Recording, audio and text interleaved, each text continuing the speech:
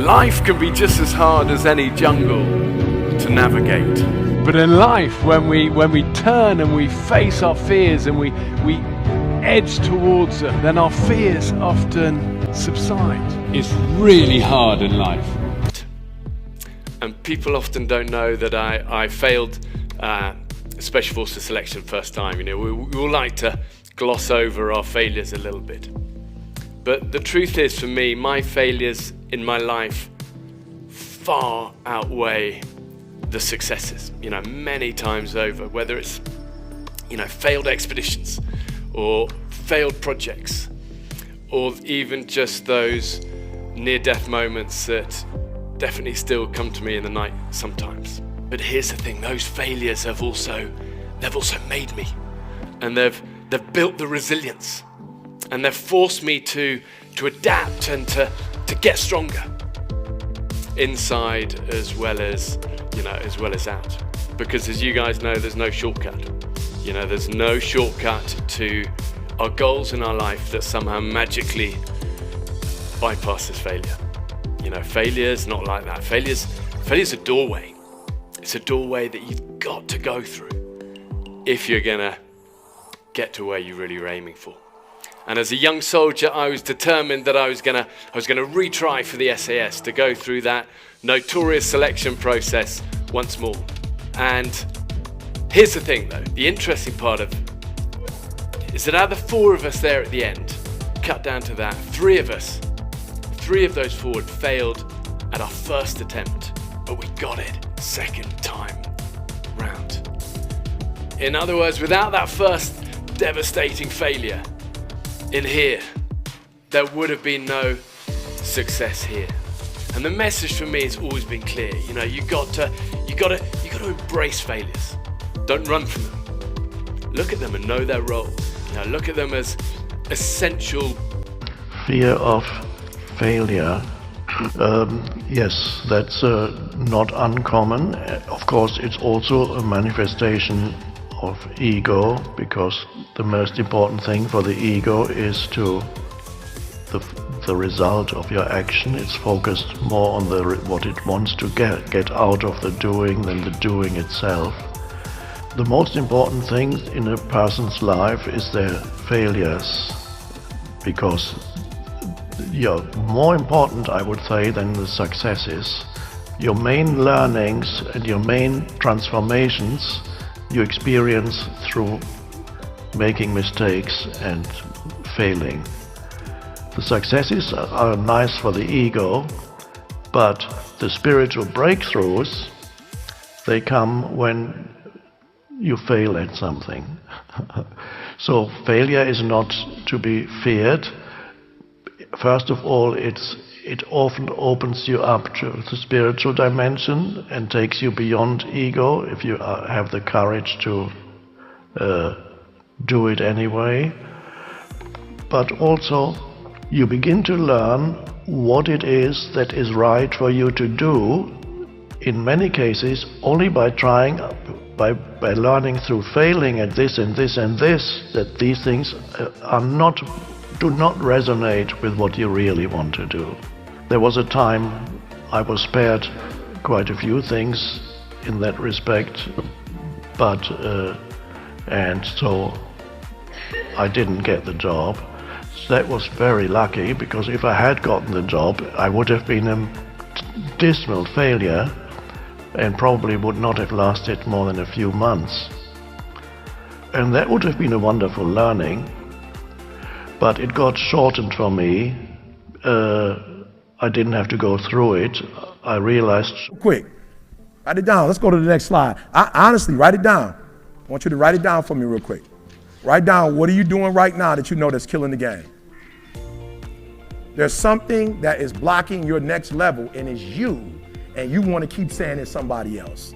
It's this company I work for. They ain't showing me no love. They ain't showing you no love because you ain't doing something to make them show you love. They see how all over the place you are, and they're going to take advantage of it. They see you ain't got no structure. You ain't got no 5-year plan, 10-year plan. You ain't got your stuff together. They see it. So over here, real quick. Somebody be honest over here about why you can't get to that next level. What's that thing?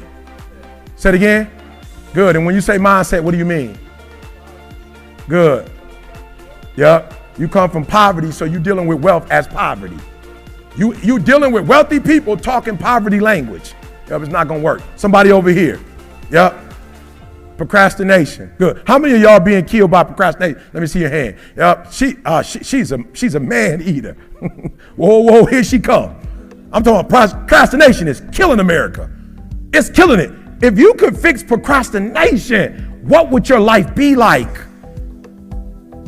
You understand what I'm saying? People like E.T., I want to do what you do. No, you don't. I'm my own boss.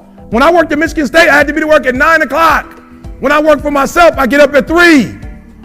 When I worked at Michigan State, I get to leave at 5. When you work for yourself, you don't have no time when you get off. You don't get off. You stop when the work is done. I work harder for myself than I did and you talking about you want to work for yourself. No, you don't. You can't show up for another man. If you work for yourself, you'd be asleep all day. You'd be like, I work for myself. I'm good. I ain't even getting up today. You know what I'm saying? I'm just taking a day off. I'm just being real. There are those of you who work for yourself, you don't even have a plan. You don't even have like a vacation package for yourself. You just get to get off whenever you want to. What kind of job is that? You can just take off when you want to? That ain't no real job. You ain't got no insurance. You ain't paying yourself. But when you had a job, you could get there for them when they wanted you to get there. Oh, you had to tell them when you was going to be sick, when you want, but for yourself, you ain't got to do nothing. That's why you can't blow up. You ain't got enough discipline to discipline you.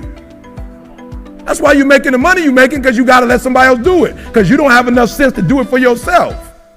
You're going to tell me, you get up at 3 o'clock in the morning. I live in America. You mean to tell me I could be a multimillionaire by getting up at 3 o'clock in the morning? I'll do it every day. And guess what? When I get my paper, I take a nap when I'm tired. We two humans. We both live in America. One of us getting up at 1 to grind and going to take a shower at 3 to get the day started. One of us just coming from the club and don't know where we are. You saying don't go to clubs? Yeah, go to a club, but don't go to a club and you don't know you went to the club.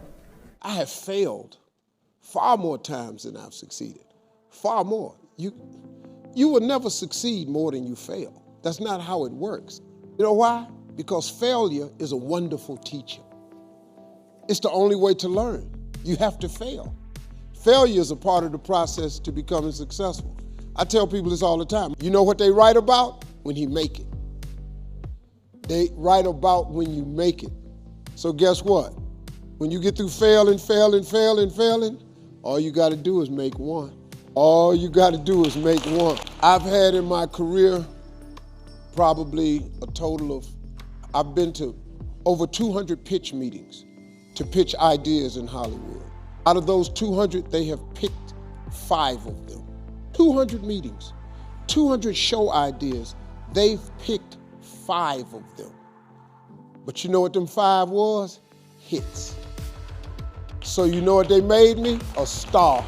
I only had 5. I only hit 5. The rest of the shows I had somebody thought of and asked me to be on the show, and I might have turned it into a hit.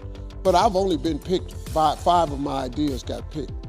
In 33 years, 5 ideas got picked. All I need is 5 hits.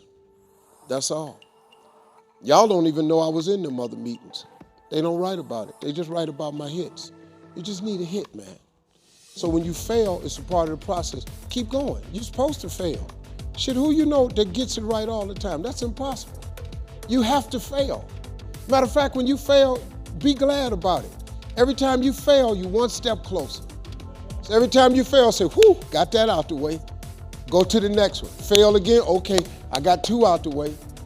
What's gonna happen is if you just keep swinging, you're gonna get a hit. Ask and it shall be given you. Seek and ye shall find. Knock and it shall be opened unto you. For everyone that asketh receiveth, and he that seeketh findeth, and to him that knocketh it shall be opened. That sounded pretty optimistic again. But again, I think it's a description of the structure of existential reality. And by which I mean, when I'm in my clinical practice and I observe, and this is also the case with my students, is let's say, people's lives aren't what they would like them to be. And so then you ask, why? Well, forget about tragedy and catastrophe, because that's self-evident, and we're not going to discuss that. Although the degree to which you bring about your own tragedy is always indeterminate. But I would never say that every terrible thing that is visited on a person is something they deserved. I think that that's a very dangerous presupposition, especially because everyone gets sick and everyone dies. But one of the main reasons that people don't get what they want is because they don't actually figure out what it is. And the probability that you're going to get what would be good for you, let's say, which would even be better than what you want, right? Because, you know, you might be wrong about what you want easily. But maybe you could get what would really be good for you. Well, why don't you? Well, because you don't try. You don't think, okay, here's what I would like if I could have it. And I don't mean in a way that you manipulate the world to force it to deliver you goods for status or something like that. That isn't what I mean. I mean something like, imagine that you were taking care of yourself like you were someone you actually cared for. And then you thought, okay, I'm caring for this person. I would like things to go as well for them as possible. What would their life have to be like in order for that to be the case? People don't do that. They don't sit down and think, all right, you know, let's figure it out. You've got a life. It's hard, obviously. It's like 3 years from now, you can have what you need.